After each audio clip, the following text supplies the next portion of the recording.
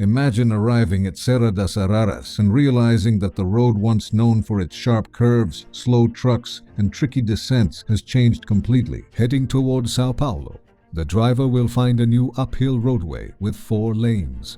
In the direction of Rio, the truck experience will also be different. The corridor currently used for climbing will be remodeled to handle downhill traffic.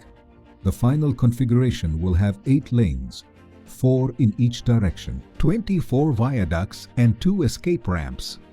The planned speed will be 80 kilometers per hour and the official expectation is to reduce travel time by up to 25% going up and 50% going down.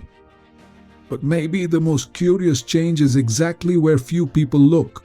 So which lane goes where? What will happen to the old mountain road? And why will it be possible to cross this stretch at a much higher speed?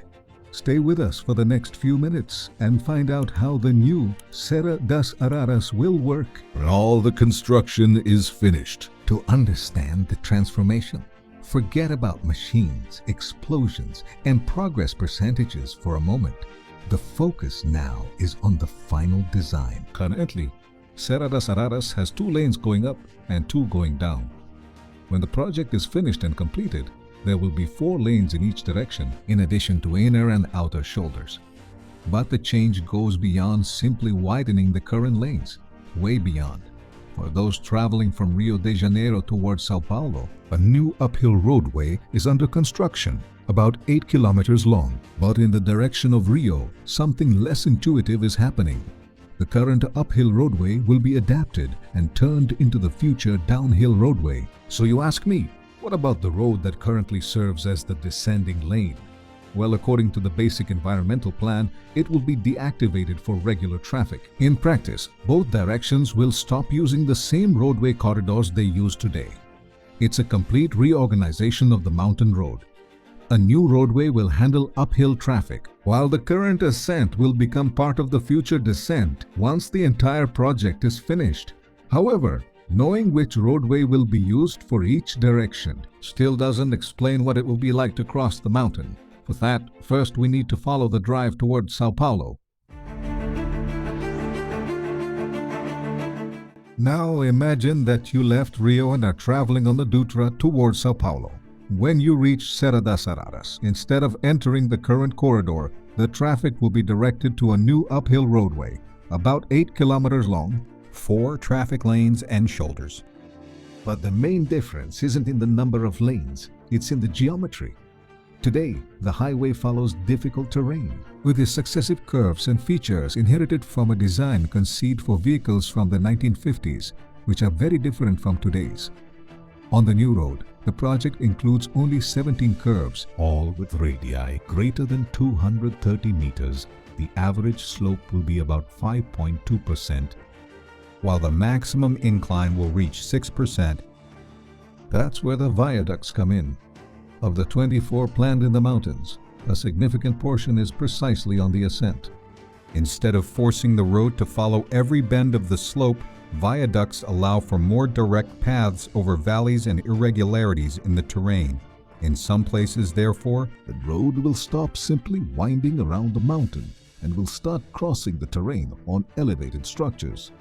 This helps explain another important number, 80 kilometers per hour.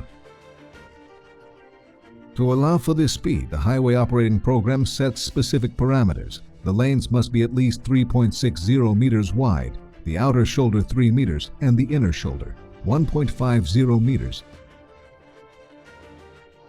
The minimum radius of horizontal curves is 230 meters, and the desired stopping sight distance, which is 155 meters. The document also sets a minimum design speed of 80 kilometers per hour, meaning that first the geometry changes, then the speed allowed by that geometry changes. For the driver, the expected result is an uphill stretch with more space to spread out cars and trucks, wider curves and less interference from slow, heavy vehicles on the rest of the traffic flow. But reaching the top of the mountain is only half the story. In the opposite direction, the transformation is even more interesting because it involves reusing a road that today takes vehicles exactly to the other side. Now let's understand the trip. You leave Sao Paulo heading towards Rio de Janeiro, and you start descending the Serra das Araras. In the future, you won't follow the same winding corridor used today. The chosen solution is to take advantage of and transform the roadway currently used for uphill traffic. According to the environmental project, this corridor will be adapted to become the future downhill roadway. It will be about 8 kilometers long. 4 lanes with shoulders, there will be 20 curves. All with radii greater than 230 meters, the average slope will be approximately 5.6%. While the maximum could reach 7.5%. This feature is especially important for trucks. On a long descent, heavy vehicles need to continuously control their speed using brakes and auxiliary braking systems. If something fails, the mountain highway offers little room for error. That's why the new descent will have 2 runaway truck ramps. The highway concession program requires that each area be at least 180 meters long and 5 meters wide. The box can reach up to 1 meter in depth and must be filled with sinacita, a type of expanded clay or a material with equal or greater braking efficiency. When the truck loses its normal braking ability and enters this device, the resistance of the material helps dissipate its speed until it comes to a stop. And there's an important detail. The areas must be approved to receive. In emergencies, vehicles at speeds of up to 110 km per hour in a meeting of the Tripartite Commission, Rio SP added another piece of information. The 5 meters of width will allow, in an extreme situation, a second vehicle to enter from the side, even if the other is stopped on the ramp. The removal do primeiro deverá ser priorizada para reduzir o tempo de ocupação. This changes the safety logic of the descent. Currently, a serious brake failure can make the truck go through several curves until it ends up in a culvert or collision. In the future, there will be 2 specific areas to remove this vehicle from the main flow and stop it more safely. But the ramps are just part of the system. It's the combination of 4 lanes, wider curves, viaducts, shoulders, and escape ramps that changes the way vehicles will handle the grade. In the plan presented by the concessionaire in 2024, there was still a transition stage. After the completion of the new ascent, the traffic heading towards Sao Paulo would be transferred to it, while the descent would temporarily continue on the old road until the new downhill corridor was completed. The dates for this plan have changed, but the logic shows how Dutra can change its configuration without interrupting the connection between Rio and Sao Paulo. At this point, an inevitable question arises. If a new lane takes over the uphill, and the current uphill becomes the future downhill, what happens to that winding road that today takes vehicles toward Rio?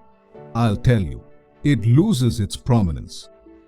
The basic environmental plan is straightforward in stating that the current downhill lane will be deactivated for traffic. The document also notes that all traffic will be transferred to the future downhill lane, installed in the corridor that currently operates in the uphill direction.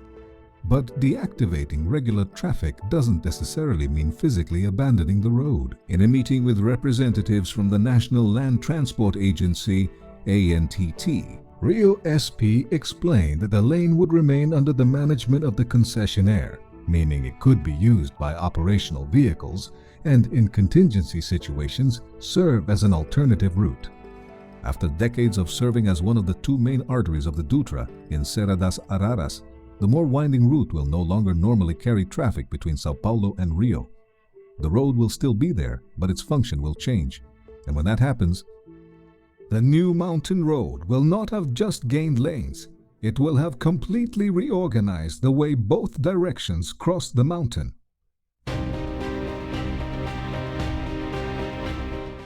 After understanding the lanes, it becomes easier to put the expected gains into perspective.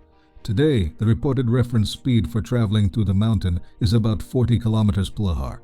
In the new configuration, ANTT and the concessionaire are using 80 kilometers per hour. The expectation is to reduce travel time by up to 25% going uphill towards Sao Paulo and up to 50% going downhill. towards Rio de Janeiro. These numbers are projections from the project, as traffic jams, accidents, weather, and traffic volume will continue to influence the actual time. The most concrete change is in the highway's capacity. With 4 lanes in each direction, slower trucks no longer have to share just 2 lanes with all the rest of the traffic. In addition, large vehicles will now benefit from road geometry that is better suited to modern road transport. today, some oversized loads are so wide and heavy that their passage through the mountains requires special operations, changes in traffic, and even the use of the lane in the opposite direction. In January 2026, for example, a transport convoy measuring 106 meters long, over 6 meters wide, and weighing 647 tons required a specific operation to cross the section. This episode shows that increasing capacity doesn't just mean putting more cars on the road, it means preparing the Dutra for buses, trucks, and special cargo that the original route was never designed to handle. Because of all this, the 80 kilometers per hour, our figure, is just the most visible aspect of this transformation. Here it's important to look at the contract, the old schedule, and the current goal. When the construction started, the documentation planned for completion in 52 months. NTT even announced the completion of the new ascent in 2028 and the descent in 2029. These dates also appear in the Tripartite Commission meeting held in March 2024. Later, however, the schedule announced by the concessionaire changed. In 2026, as work advanced across the active construction areas, Rio SP began saying it intended to move up overall completion to 2027, 2 years ahead of the original timeline presented for the completion of the project. Therefore, 2027 should be considered as the target announced by the concessionaire, and not confused with the original contractual schedule. Meanwhile, part of the future mountain road has already started to appear. Sections of the new uphill roadway and some viaducts are already carrying traffic, but this still does not represent the final configuration. When all the machines are gone, Serra das Araras will not only be wider, the very logic of the journey will have changed. A new roadway will carry uphill traffic, and another will carry downhill traffic, and the old route will lose its prominence. After decades of forcing modern cars and trucks to adapt to the geometry of the mountain road, engineering is now doing exactly the opposite. By adapting the mountain section, they are creating the kind of highway that 21st century demands. Thank you for watching this video until the end. Was this information useful to you regarding how the new Serra das Araras will work? Leave your opinion here in the comments. Do you think it's efficient or not? And what do you think about the decision regarding what will be done with the old road? Leave your opinion here in the comments. I'll be happy to read all of them. That's it for now. Take care and see you in the next video.